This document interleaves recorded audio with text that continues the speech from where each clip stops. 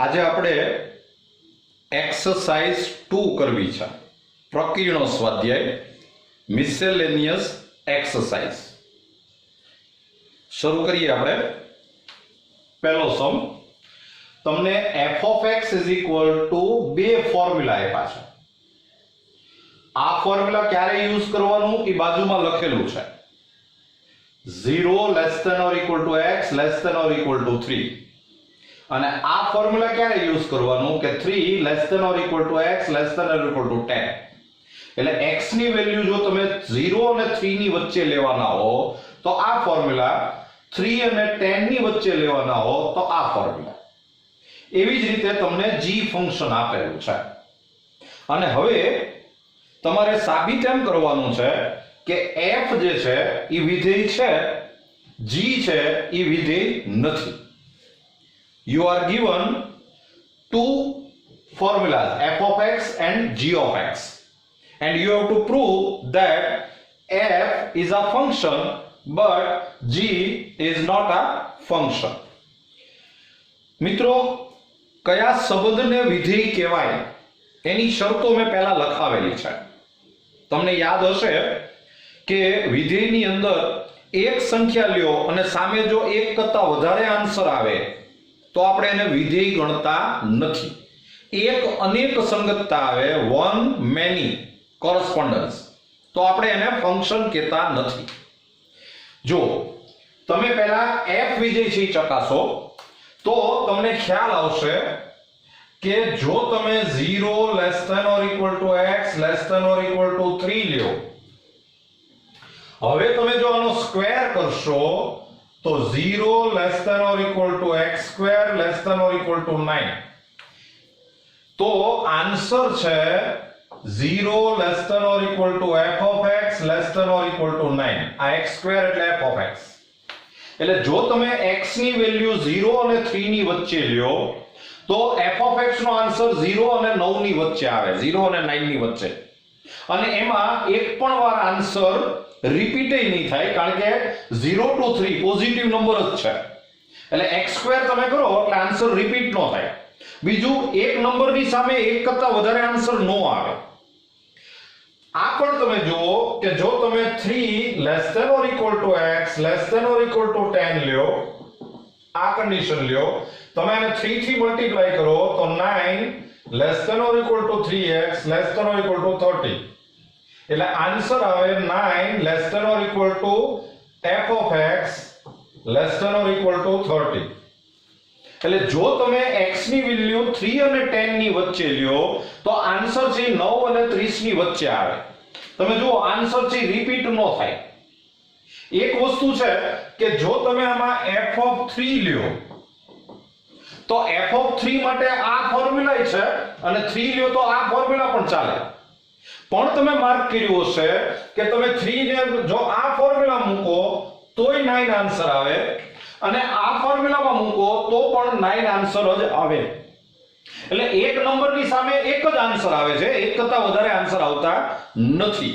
એનો મતલબ જ એમ થાય કે therefore આમાં સંગતતા જે છે, લખવું હોય તો આમ લખાય કે સંગતતા એક અનેક નથી. correspondence is not one many. અને એનો મતલબ જ એમ થાય કે therefore f વિધેય છે. f is a function. હવે તમે g વિધેય ચકાસો. જો ફોર્મ્યુલા સેમ જ છે, પણ તમે જુઓ કે g ફંક્શનમાં તમે g of 2 શોધો તો તમે જુઓ g of 2 માટે ફોર્મ્યુલા કયું, તમે x = 2 લ્યો તો ફોર્મ્યુલા આ પણ યુઝ કરી શકાય અને 2 માટે આ ફોર્મ્યુલા પણ છે.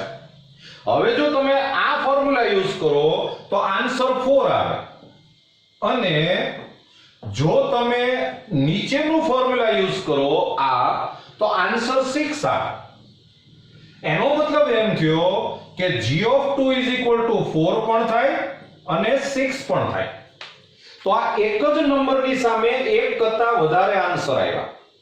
અને આવું જ્યારે બને ત્યારે એ સંગતતાને આપણે એક અનેક કહીએ છીએ, વન મેની.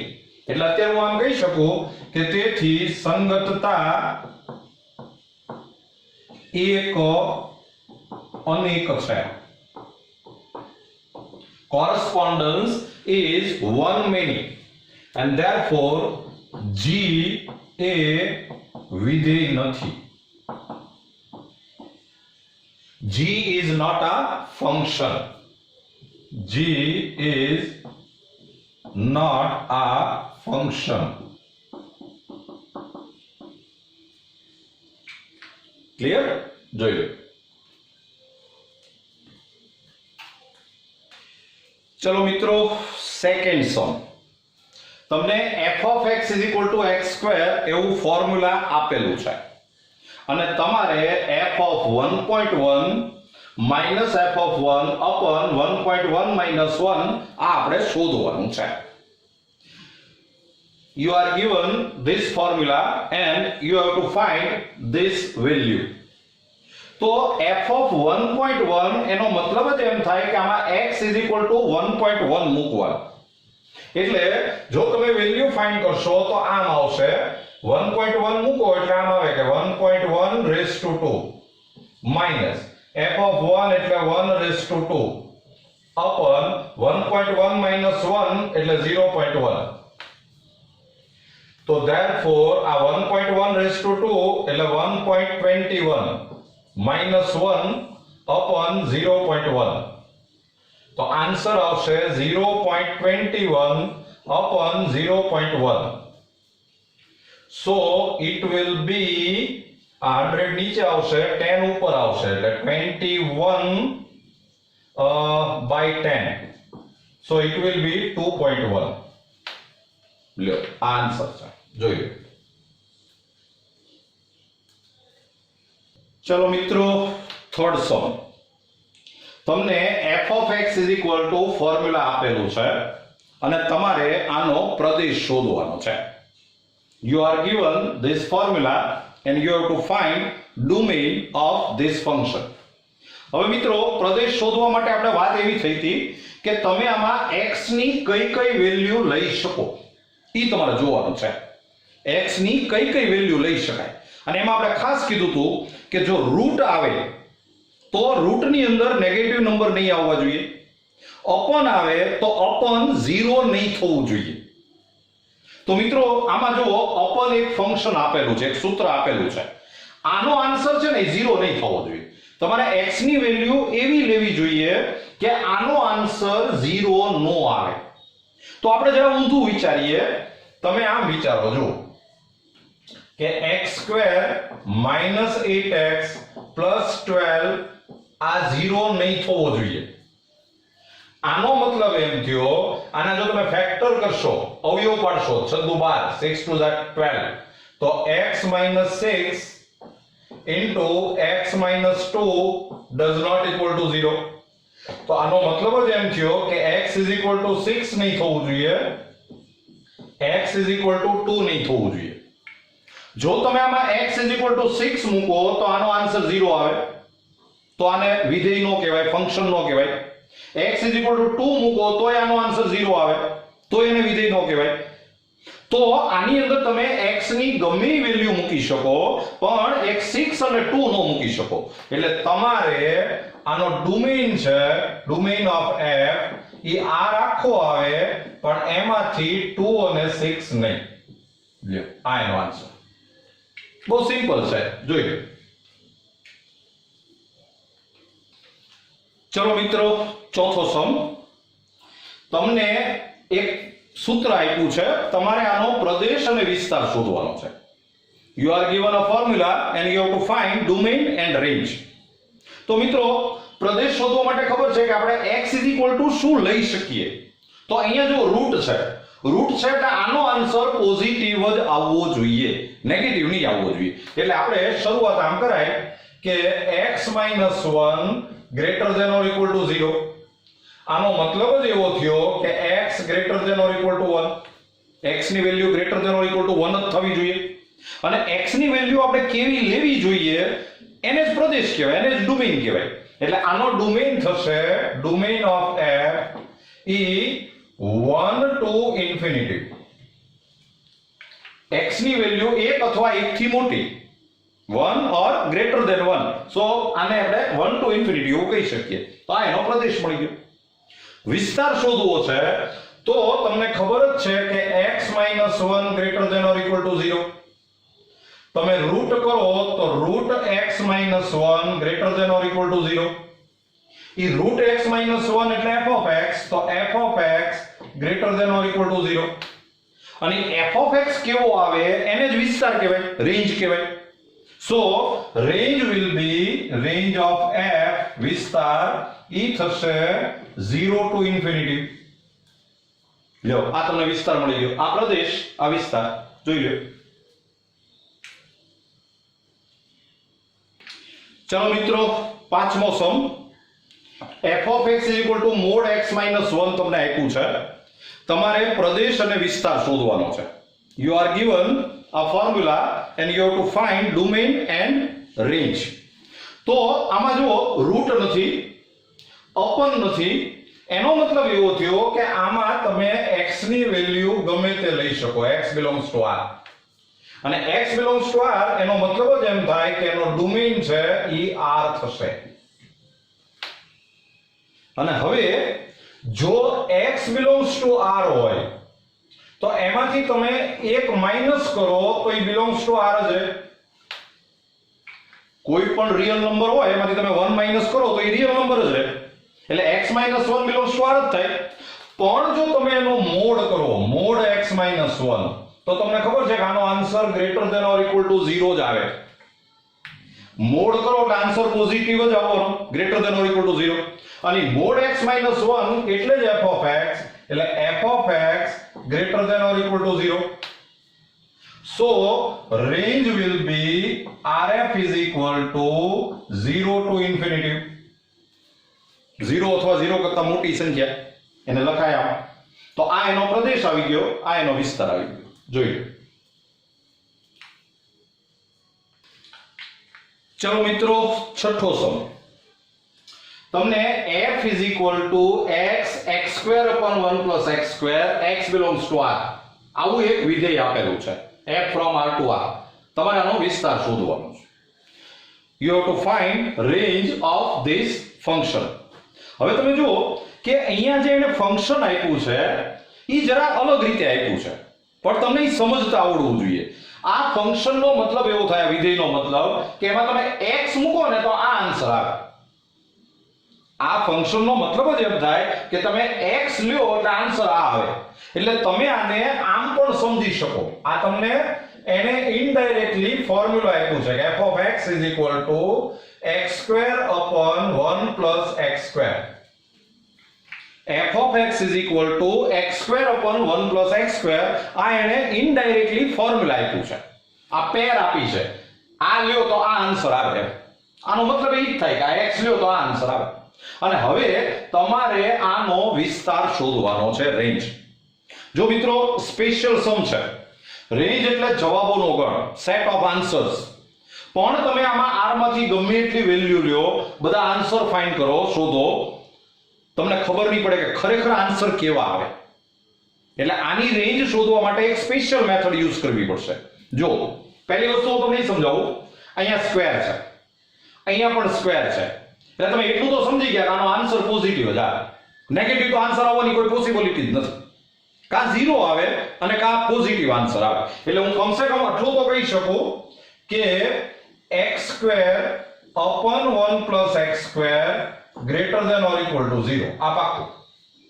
આનો મતલબ એમ થયો કે આ f of x E greater than or equal to 0 તો આવશે. આને આપણે રિઝલ્ટ 1 કહીએ.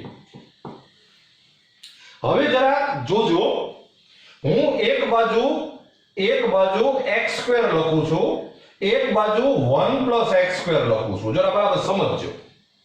તમે જરા વિચારીને મને કહો કે આ બેમાંથી કોનો આન્સર મોટો આવે. એક બાજુ મેં x square લખ્યું, એક બાજુ 1 plus x square લખ્યું. આ x square અને x square તો સેમ છે, પણ અહીંયા મેં પાછું +1 કર્યું. એટલે હું આમ કહી શકું કે આનો આન્સર હંમેશા મોટો જ આવે, ગ્રેટર ધેન આવે. એટલે x² is always less than 1 plus x². આના માટે તમારે કોઈ આમ આગળ રેફરન્સ નથી આપવાનો, આ આપણે સીધું લખી શકીએ કે આ હંમેશા થાય જ. ક્લિયર?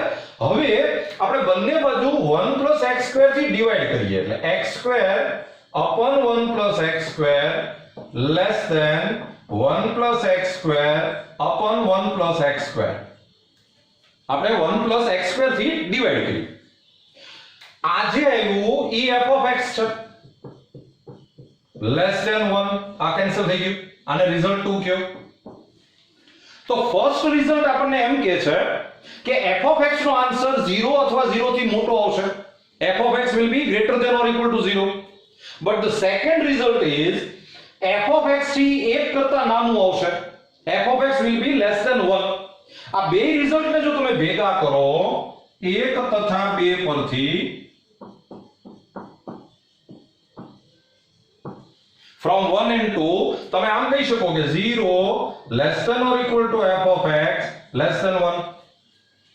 f of x ની વેલ્યુ 0 અથવા 0 થી મોટી આવશે પણ 1 કરતા નાની આવશે. અને f of x ની વેલ્યુ કેવી આવશે એને જ વિસ્તાર કહેવાય. તો આનો વિસ્તાર આવી ગયો range of f it will be 0 to 1 close open interval સંવૃત વિવૃત અંતરાલ. લ્યો આ એનો વિસ્તાર આવી ગયો. સ્પેશિયલ સમ છે, ખાસ યાદ રાખજો. બરાબર છે?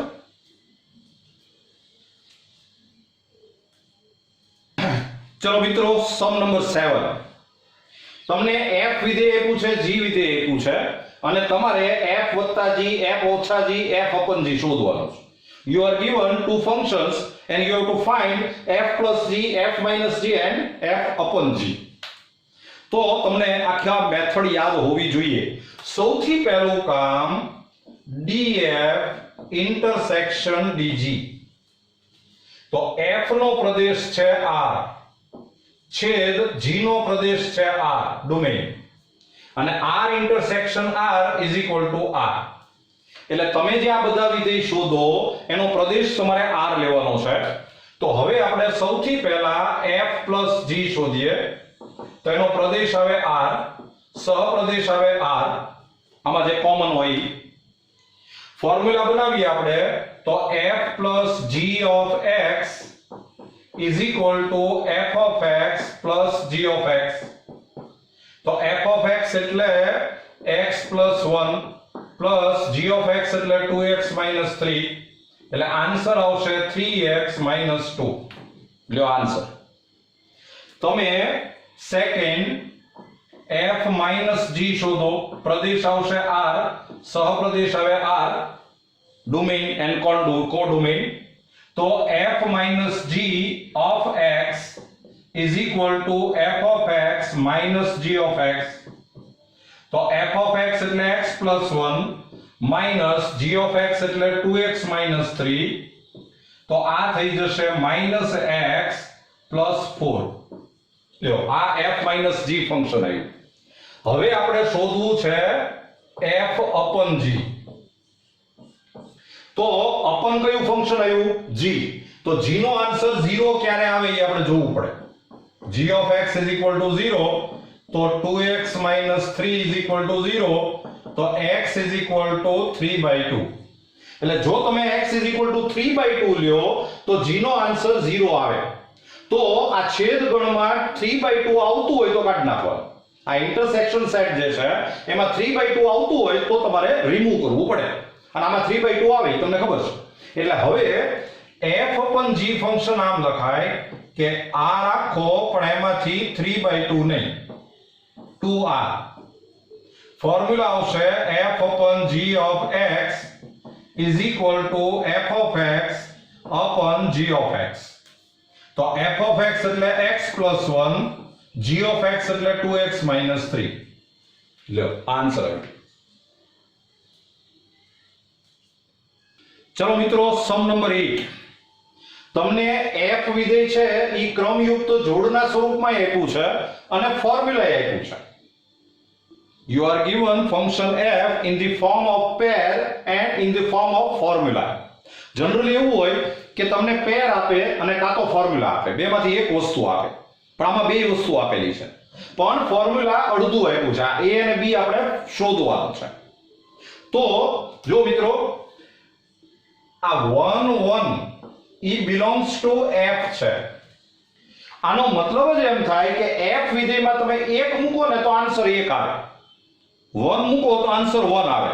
આનો મતલબ એમ થયો કે f of 1 is equal to 1. તો f of 1 એટલે એમાં x is equal to 1 મૂકો તો a plus b is equal to 1. આને ઇક્વેશન નંબર 1 છે. પછી તમે એક બીજી પેરનો યુઝ કરો કે 2 3 belongs to f. આનો મતલબ એમ થયો કે f of 2 is equal to 3. f of 2 એટલે x is equal to 2 મૂકો એટલે 2a plus b is equal to 3. આને નંબર 2 કયો. એની નીચે તમે આ ઇક્વેશન લખી નાખો a plus b is equal to 1. આને તમે માઈનસ કરો લોપની રીત, એલિમિનેશન મેથડ. તો માઈનસ કરો એટલે આ થાય a, આ b કેન્સલ થાય તો is equal to 2 અને a is equal to 2 આમાં મૂકી દો એટલે 2 plus b is equal to 1 and therefore b is equal to -1. તો આ a અને b આપણને મળી ગયા. જોઈ લો તમે આ બે પેરનો યુઝ કર્યો, બાકી તમે ગમે બે પેરનો યુઝ કરવો પડે. તમારે બે વસ્તુ શોધવાની છે એટલે બે પેરનો યુઝ કરવાનો, એટલે તમને જે કંઈ શોધવાનું છે મળી જશે. Got it? જોઈ લો. ચલો મિત્રો, સમ નંબર 9. તમને એક રિલેશન આપ્યું છે r is equal to ab where ab belongs to n and a is equal to b square. અને તમને નીચે કેટલાક સ્ટેટમેન્ટ આપ્યા છે, ઈ સાચા છે કે ખોટા એ આપણે કહેવાનું છે, ટ્રુ ફોલ્સ છે. હવે તમે પહેલા આ રિલેશન બરાબર સમજો. રિલેશનમાં એવી જ પેર છે કે તમે આનો સ્ક્વેર કરો તો આ આવવું જોઈએ, આનો સ્ક્વેર કરો તો આ આવવું જોઈએ. આ ઇક્વેશન સેટિસ્ફાય થવું જોઈએ, સંતોષ આવવું જોઈએ. એવી પેર જ r માં છે. હવે તમને એને પહેલું સ્ટેટમેન્ટ એમ આપ્યું છે કે એ ટાઈપના જે પેર આવે એ બધી r માં આવે, a belongs to n. એટલે ઈ એમ કહે છે કે 1 1 2 2 3 3 4 4 5 5 આવી બધી જ પેર r માં આવે છે. આપણે સાચું છે કે ખોટું ઈ કહેવાનું છે, ટ્રુ ઓર ફોલ્સ. તો હું એમ કહું છું કે આ સ્ટેટમેન્ટ છે એ ખોટું છે, ફોલ્સ છે. શું કારણ? જો તમને ખબર પડશે કે 2 2 છે ને એ r માં નો આવે. કારણ શું? કારણ શું છે કે આ ઇક્વેશનનું પાલન થવું જોઈએ. એટલે આનો સ્ક્વેર કરો તો આ આવવું જોઈએ, પણ તમને ખબર છે કે 2 નો સ્ક્વેર કરો તો એ 2 નો આવે. એટલે 2 2 છે એ r માં નો આવે, 3 3 નો આવે, 4 4 એ નો આવે. ઈ એમ કહે કે એવું બધું આવે. એનો મતલબ એમ થાય કે આ સ્ટેટમેન્ટ ખોટું છે. બરાબર? ખોટું છે, ફોલ્સ. ચલો સેકન્ડ સ્ટેટમેન્ટ જુઓ. ઈ એમ કહે છે, સેકન્ડ સ્ટેટમેન્ટ આમ છે કે ab belongs to r implies ba belongs to r. કોઈ એક આમ પેર ab છે એ આમાં હોય તો એ પેરને તમે આમ ઊંધી કરો તો પણ એ r માં આવે જ, એવું એને કીધું છે. આપણે ચેક કરીએ. જો તમને એટલી ખબર પડશે કે 2 4 2 એ r માં આવે. કારણ શું કે 2 નો તમે સ્ક્વેર કરો તો આન્સર 4 આવે છે. જો એટલે 4 2 છે ને એ r માં આવશે, પણ implies આ 2 4 છે એ r માં નહીં આવે. શું કામ? કારણ કે 4 નો સ્ક્વેર કરો તો 2 નો આવે. આ ઇક્વેશન સેટિસ્ફાય થવું જોઈએ. આમાં થાય એટલે આ પેર છે r માં આવે, પણ તમે એને ઊંધી કરો તો પછી r માં નો આવે. એમનું કહેવાનું એમ છે કે એવું હંમેશા થાય જ, પણ એવું ન થાય. બરાબર? એટલે એનો મતલબ એમ થયો કે આ સ્ટેટમેન્ટ છે ઈ પણ ખોટું છે, ફોલ્સ છે. રાઈટ? થર્ડ સ્ટેટમેન્ટ એમ છે કે AB belongs to R, BC belongs to R, તો implies AC belongs to R થાય. તમે એક પેર એવી લ્યો કે અહીંયા જે સેકન્ડ મેમ્બર હોય એ અહીંયા ફર્સ્ટ મેમ્બર હોવો જોઈએ. એટલે AB છે R માં હોય, BC છે R માં હોય, તો આ AC છે R માં હોય જ એવું તમારે ચકાસવાનું છે, વેરીફાઈ કરવાનું છે. જો 16 4 belongs to R. કારણ શું કે 4 નો સ્ક્વેર કરો તો 16 આવે છે. જો હવે તમારે એક એવી પેર શોધવાની કે આ જે સેકન્ડ મેમ્બર છે અહીંયા ફર્સ્ટ મેમ્બર આવવો જોઈએ. તો હું આમ કહી શકું જો કે 4 2 belongs to R. રીઝન શું કે 2 નો સ્ક્વેર કરો તો 4 આવે છે. જો તો તમે જુઓ કે આ બે પેર છે મેં એક્ઝેક્ટ આ પેટર્નમાં જ લીધી. જો આમ AB BC 16 4 4 2. હવે આપણે ચેક કરવાનું છે કે આ 16 2 છે R માં આવે કે નો આવે, આ આવે કે નો આવે. તો તમને ખબર પડશે કે 16 2 does not belongs to R. કારણ શું કે 2 નો સ્ક્વેર કરો તો 16 નથી આવતું. તો એને જે પેટર્ન આપી છે કે AB R માં હોય અને BC R માં હોય તો AC R માં આવે જ એવું નથી. એટલે આ સ્ટેટમેન્ટ છે ઈ પણ ખોટું છે. ક્લિયર? જોઈ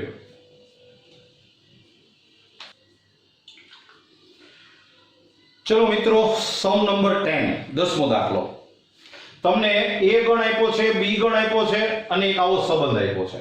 You are given set A, set B and relation. હવે તમારે આમાં એને બે સ્ટેટમેન્ટ આપ્યા છે, તમારે સાચું ખોટું કહેવાનું છે, ટ્રુ ઓર ફોલ્સ. એમાં પહેલું સ્ટેટમેન્ટ એમ છે, એને એમ કીધું છે કે f એ A થી B નો સંબંધ છે. F is a relation from A to B. તો રિલેશન કોને કહેવાય કે પહેલો મેમ્બર છે એ નો હોવો જોઈએ, બીજો મેમ્બર છે બી નો હોવો જોઈએ. બસ સિમ્પલ આટલું જ. આ જે તમને આપ્યું છે ઈ A ક્રોસ B નો સબસેટ થવો જોઈએ. F છે ઈ A ક્રોસ B નો સબસેટ થવો જોઈએ. એટલે પહેલો મેમ્બર A નો હોવો જોઈએ, બીજો મેમ્બર B નો હોવો જોઈએ. તો જરા ચેક કરી લ્યો, આ 1 2 3 4 2 આ બધું જો A માં છે. સેકન્ડ મેમ્બર છે B માંથી હોવો જોઈએ. આ 5 9 1 5 11 એ બધા B માં છે.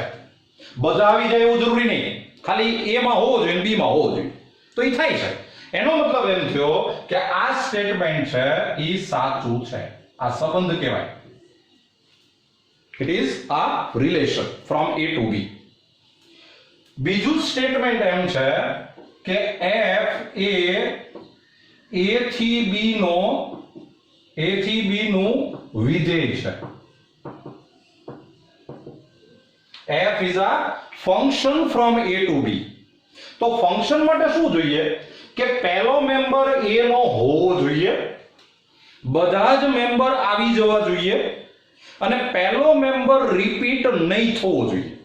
અને આમાં તમે જુઓ કે પહેલો મેમ્બર રિપીટ થાય છે. જુઓ અહીંયા 2 9 ને 2 11. આ 2 9 નો મતલબ જ એમ થયો કે તમે f(2) લ્યો તો આન્સર 9 આવે.